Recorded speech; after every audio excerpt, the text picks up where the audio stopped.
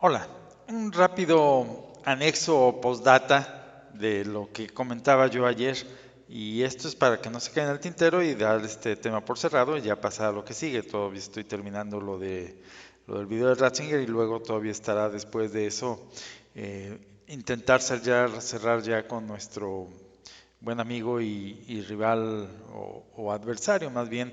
eh, Ay, se me fue tu nombre, Interregnum.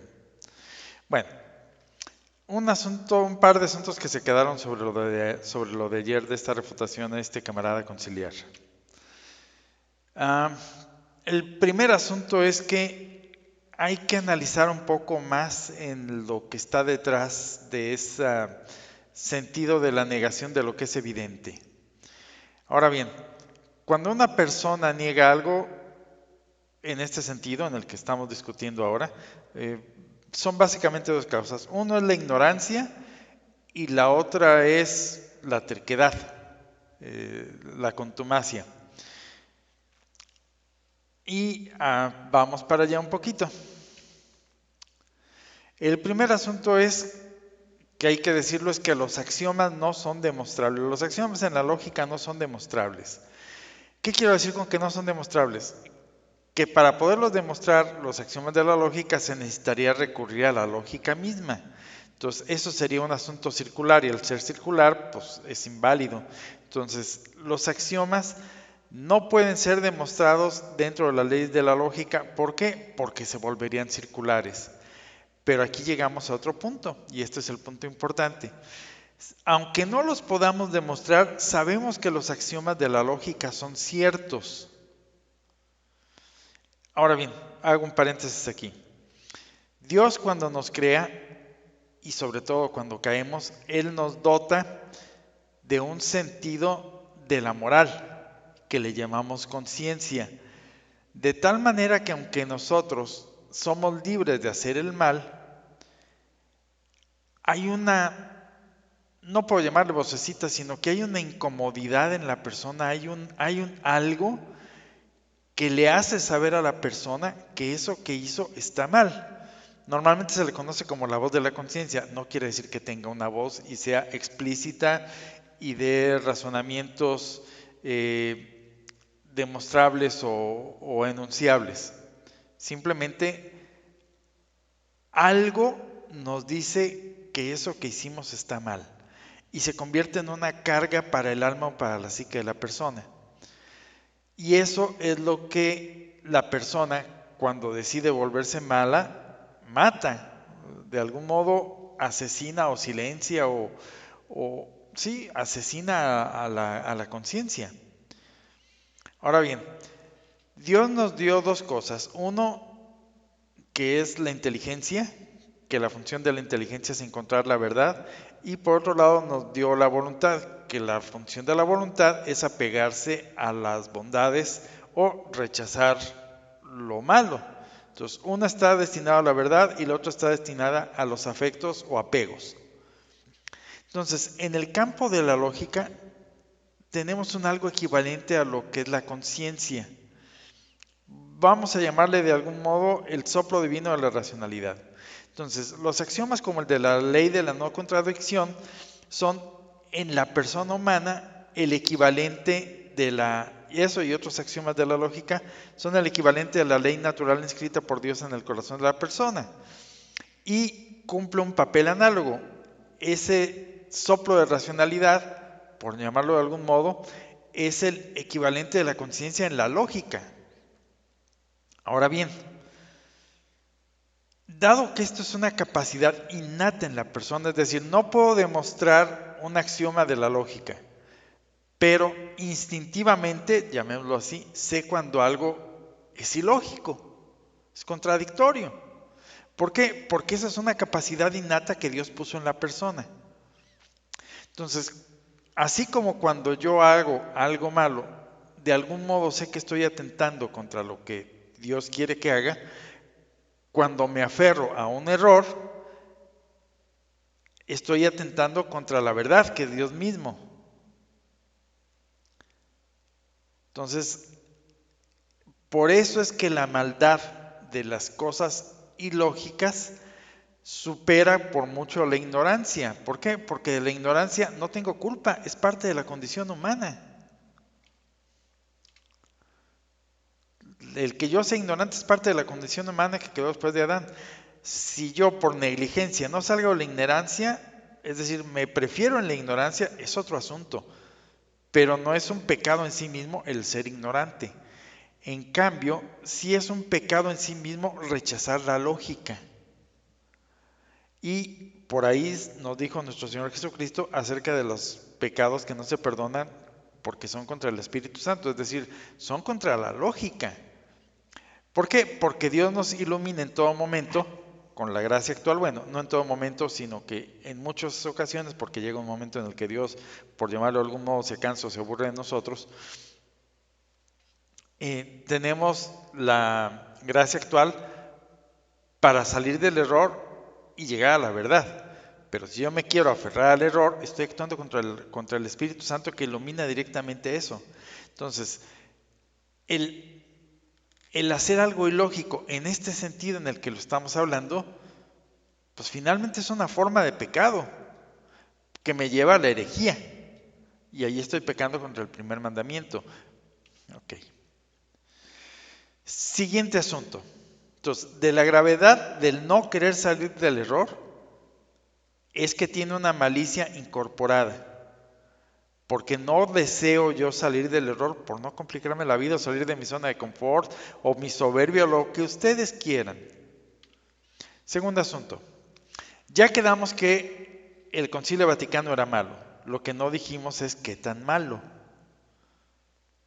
Y pese a ser malo, los conciliares lo defienden. Bueno, por la lógica y por la filosofía sabemos que las consecuencias son proporcionales a las causas. Es decir, que entre mayor sea la causa o más potente o más fuerte sea, mayor será el efecto que produzcan. Eso es algo lógico. No tengo ni por qué demostrarlo. A mayor causa, mayor efecto. ¿Sale? Hasta ahí estamos de acuerdo. Ahora bien, la iglesia es un organismo, un cuerpo, una institución, lo que ustedes le quieran llamar, fundado por Dios mismo, por Jesucristo mismo. Por lo tanto, y estaba destinada a superar los siglos. Por lo tanto, tenía que ser más resistente que el tiempo, más resistente que las herejías, más resistente que las guerras.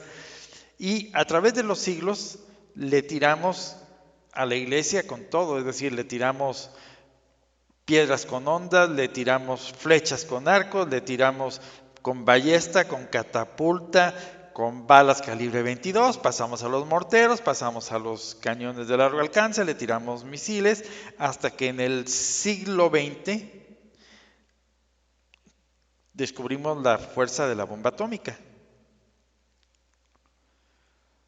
Y eso nos da el tamaño de la mortandad. ¿Por qué?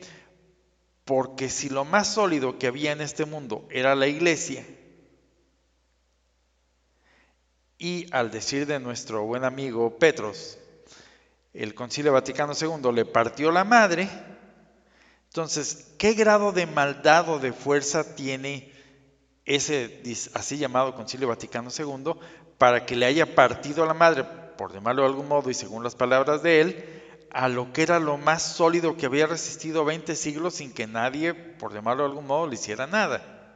Digo, ciertamente sabemos que los arrianos lo hicieron y que Lutero le hizo todo lo que ustedes quieran y gusten, pero nadie ni nada había podido crear el desmadre o la cantidad de daño a nivel global, a nivel de la humanidad, que causó el Concilio Vaticano II.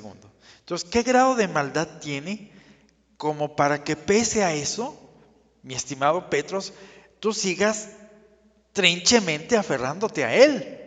O sea, ¿en qué cabeza cabe? Si tú estás admitiendo que el Concilio Vaticano II le partió la madre a lo que era lo más sólido que había resistido 20 siglos, ¿por qué lo sigues defendiendo? Hazme el refabrón cabor. ¿Qué dijo nuestra santidad San Pío X acerca de lo que sabemos que fue el Concilio Vaticano II? Que es el sofisma del modernismo metido muy sutilmente y de muchas formas en el Concilio Vaticano. Pues él dijo que el modernismo es la cloaca de todas las herejías. Es decir, en esta iglesia conciliar se reunieron todas las pestilencias de todas las herejías de los 20 siglos anteriores. Y eso es lo que estás defendiendo al defender esa institución que según tú es la iglesia. Ahora bien, te la voy a poner fácil, mi querido Petros o a cualquiera de este canal. ¿Quieren que discutamos algo de teología? ¿Sí? Ok. Antes que nada van a llegar por delante con su definición de la iglesia. ¿Por qué? Por lo que decía ayer. Dame un punto de apoyo y moveré el mundo. Dame una definición de la iglesia y te demostraré todo lo que está mal en ella. Pero mientras no tengas ese punto de apoyo, o lo que es lo mismo, esa definición, no hay nada que hacer. Entonces, ¿quieres que discutamos algo de teología? Sí, dame una definición de la iglesia. No te la doy yo por las razones que ya te dije. No la vas a querer de todos modos. La soberbia del ser humano es tal que se enamora de sus propias ideas, no de las de otros. Es muy poco las gentes que se enamoran de otras ideas. Entonces, ¿quieres salir del terror? Sí. Razónale hasta que des pie con bola en por qué el Concilio Vaticano está mal. O lo que es lo mismo, lo que es la iglesia. O lo que es lo mismo, qué es lo indispensable para ser católico. En cuanto tú respondas una de esas tres, las respondes todas. Cambio de tema. Comentaba con una persona del canal y hablando de axiomas de la lógica, algo que son algunos axiomas o dogmas de la iglesia. La iglesia nos enseña infaliblemente que donde está Pedro está la iglesia. Entonces de aquí podemos desprender dos corolarios por la lógica. Uno, donde no está Pedro, no está la iglesia. Eso lo sabemos, es obvio, y ahí tenemos las 20,000 iglesias que no son la católica. Los luteranos, los adventistas, los testigos de Jehová, todos los que ustedes quieran. ¿No tienen a Pedro? No, no es iglesia, punto. Pero aquí va la que no te gusta. Donde está el falso Pedro, está la falsa iglesia. No, eso sí, no. La iglesia puede estar ahí, pero ya no es el Pedro que está ahí es falso, pero la iglesia es la misma. No, espérame. Donde está el paraguas, está protegido de la lluvia, ¿sale? Donde no está el paraguas, no está protegido de la lluvia. Pero donde está un paraguas roto, falsificado, que no hace su función y que al contrario es un pararrayos para que te caiga ahí un rayo y te quemes. Entonces, ¿qué te quedas ahí? Ese es un falso paraguas, habiendo paraguas verdaderos que te cubren del asunto. Bueno, habiendo un paraguas, no paraguas en plural. Algunas gentes me dicen, cambio de tema, ¿por qué soy tan sarcástico en la forma de plantear las cosas? Primero, es parte de la lógica del principio de la no contradicción, que si yo en una demostración llego a demostrar una contradicción, por consiguiente estoy refutando todo el principio. Es decir, si siguiendo tu razonamiento llega una contradicción, señal de que tu razonamiento está mal. Eso se llama en lógica el principio de refutación por reducción al absurdo. Y es un principio perfectamente válido en la lógica. De hecho, los geómetras lo han usado abundantemente para demostrar todos los sistemas falsos en la geometría, llevándolos a la reducción al absurdo. Entonces, ¿por qué soy tan sarcástico? Porque me especializo en llevar al absurdo. Y esto tiene otra finalidad todavía más. Y un tema, nomás para pensarlo un poquito. Nosotros, algunos de nosotros, no todos, decimos que todavía viene Petrus Romanus. ¿Ok? El primer papa de la iglesia, pensando en que a Dios le gustan las simetrías, el primer papa fue Pedro Romano, que ni siquiera era romano, era judío, pero se llamaba Pedro Romano. El primer Pedro Romano no fue un papa que la iglesia haya elegido, fue impuesto. Y dado que yo creo que a Dios le gustan las simetrías, es por aquello de que la iglesia terminará sus días como empezó, Petrus Romanos también será impuesto. Para aquellos que me preguntan de cómo vamos a elegir un papa. De momento lo dejo así.